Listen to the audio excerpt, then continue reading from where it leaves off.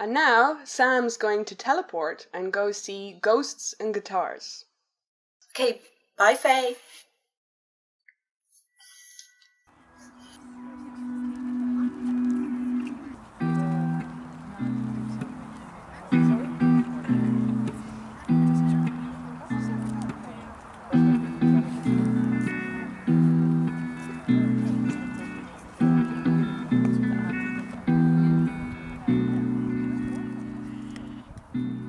One last one of these things I gotta get pulled out of my mouth.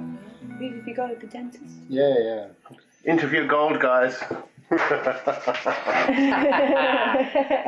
Yeah, so any dentists out there that want to work for free and restore my faith in dentistry, please contact me at ghostsandguitars@hotmail.com. Yeah. I'm happy to work. Especially musical dentists. Oh yeah, of course. Rock docs. Roving reporter here with James, Ghosts and Guitars, of course, James Gallagher. Yeah, James Joseph Gallagher, known on the streets as Ghosts and Guitars. Yeah, on the streets, that's what I was going to talk to you about, because you're actually an accomplished multi-instrumentalist and session player, songwriter. So what are you doing on the streets with all the scumbags and the homeless people? Feeding my family, paying the bills, keeping alive. And that's where the action is, too. Yeah. So I have a little craving for the action. Yeah. I'm an observer. How did it come about that you started busking? Tell me the story. Well, I've been watching buskers my whole life in New York City. I never put together 2 + 2 that you could have a great artistic expression and pay your bills. Busking, right? So my story, like a lot of people, something you have like an event in your life that leads you to busking. That's what I've come to learn about other buskers. So the quick synopsis of my story is, as we sit here in Amsterdam, there are things here that are legal, that are illegal in my hometown of Manhattan, New York City, the United States. So I was selling weed and stuff, and I got arrested. And I was literally sitting in jail, and I was like, man, I used to be a pretty good musician. I need to take it back up and figure out some way to make money again, playing music. And then literally within a couple days of getting out of jail, I started busking. And I actually went into the subway the first time on my own just to practice. And a person came up and gave me $1. And it was like, boom, lightning struck, the proverbial light bulb went on over my head. I was like, okay, hold on a second. Yeah. Well, it's very, very direct. I mean, there you go. Someone enjoyed it and they gave you $1. Yeah, but I wasn't focused on it at all. Yeah. So it just happened very naturally. Right. I was like practicing. I was thinking, okay, I got to get my skills back together. So I could go audition for a group or something, more the traditional route that a lot of artists take, you know. Yeah. And that just blew all that out of the water there when I got that first $1. And then within a week of that, of going back consistently every day and then like putting out a guitar case, I got hired by another performer to play with him. So he took me from the platforms, playing on the platforms in New York City, to going onto the subways. All right. Is that when you started having your amplification in your back that you were telling us about? And that amplification evolved from many things. First it started out from the performer that hired me having an amplifier in a backpack that had 2 channels. So he would plug me into it, right? And we used to call it the umbilical, you know? So he would plug me into his system and then we would play. Yeah. And then eventually we built an old boombox.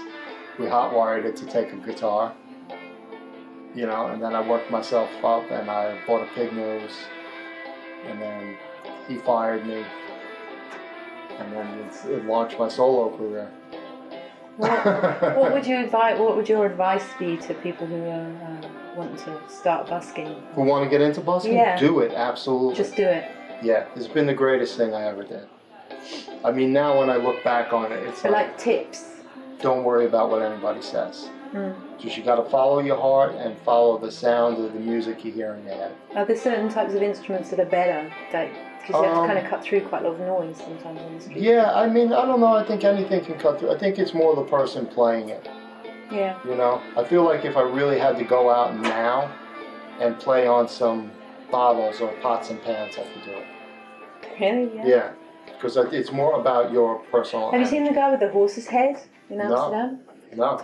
I don't think. Is he playing with the horse's head on and plays guitar? He plays guitar and he plays pots and pans and things. Yeah, I know. That guy's in a couple famous documentaries. Yeah. He comes from Berlin. He goes crazy. Yeah. It's kind of like a frenzy. Yeah, but to me that's almost like performance art. Yeah. You know? Yeah, I think you're right. Yeah. So. Yeah, do it. Don't worry about what anybody says. Don't worry about the legalities of it. Because, like I was talking to somebody about last night, the laws and justice don't always meet up. Well, what's the difference then between Amsterdam and New York in that regard? Okay, Amsterdam is a free place, but it's also very regulated. So I have problems. They keep threatening to take my instruments. So I've been basically driven to the edge of the city. Which is here in Amsterdam Nord, which is quickly getting very developed. So I'm pretty much counting my days that I have my main spot over there.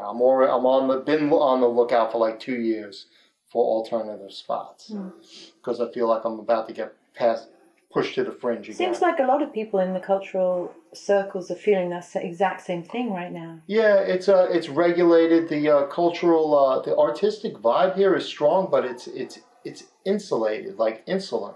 It's hard to get into it if you haven't been here for a long time.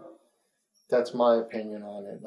Like you're kind of kept out, like they don't want new blood, which is fine. I've always been a bit of a loner and, trotting my own path. I enjoy collaborating with people, but it doesn't really trouble me too much.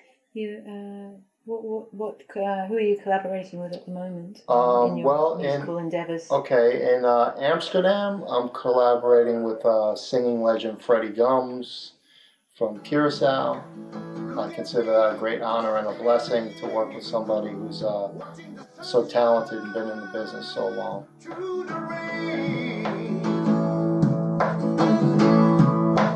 Laughing through all the tears,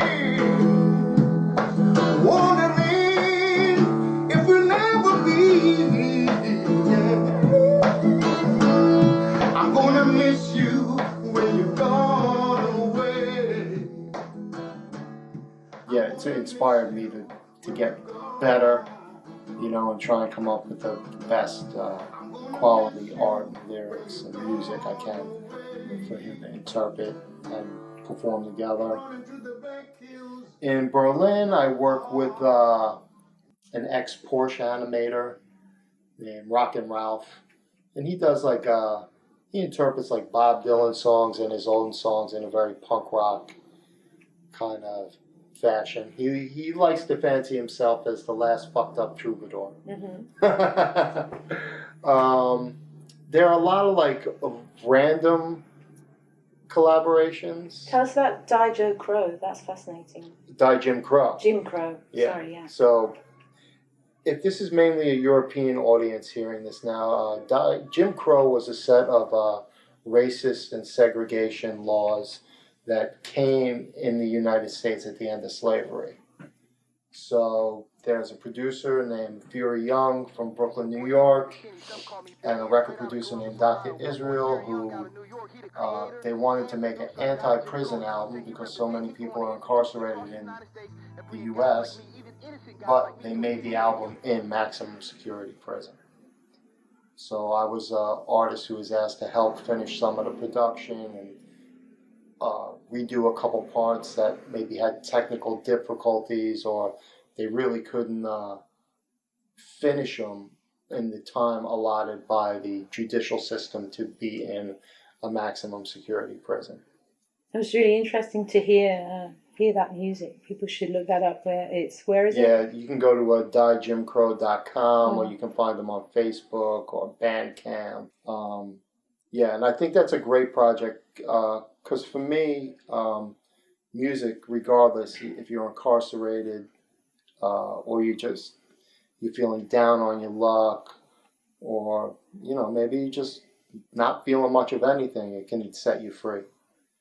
I think it's a powerful medicine and a vibration in the world. So I was like honored to be able to be like, yo, like I'm going to be able to help these folks, like free themselves with music. So I it's a real frontier. Yeah, I found it very empowering for myself too. To just be a part of that. Well, thanks, James. I think we're really looking forward to enjoying your music, your vibrations at the Free Fringe Festival, Amsterdam, in September. Yeah, I'm really excited for this too. Yeah. I mean, I have a busy month coming up, and I'm going to be in the States working with Citizen Cope, but I'm going to be like practicing on the bus and like getting ready for my performance. James. Yeah, I am. I'm gonna make my fingers bleed before I get to the Fringe Festival and see if I can take it to the Fringe. Cool. And you can see James, that's aka Ghosts and Guitars, at Free Fringe Festival Amsterdam from the 1st to the 11th of September at the Vondelbunker and citywide. And he'll be performing on the first weekend and the last weekend of the festival. And all information can be found here at freefringefestivalamsterdam.com.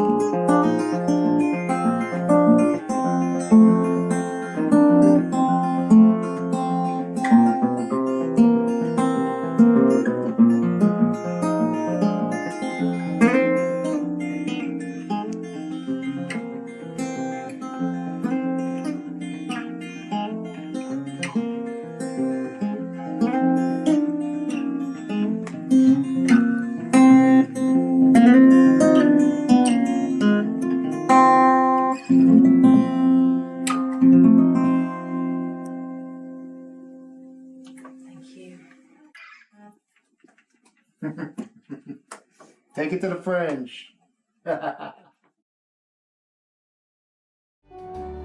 So speaking of Free Fringe Festival Amsterdam, here's Sam to tell us all about it. Well, what do you want to know? I mean, Free Fringe Festival Amsterdam has been going for 5 years. I have to say that it's not really my festival or FEA's festival or Sin Sin Collective's festival, but it's actually Amsterdam's festival. It belongs to Amsterdam and the things that are happening and bubbling up in Amsterdam every year. There's a crazy, mad, vibrant artistic scene here, and this is a celebration of that.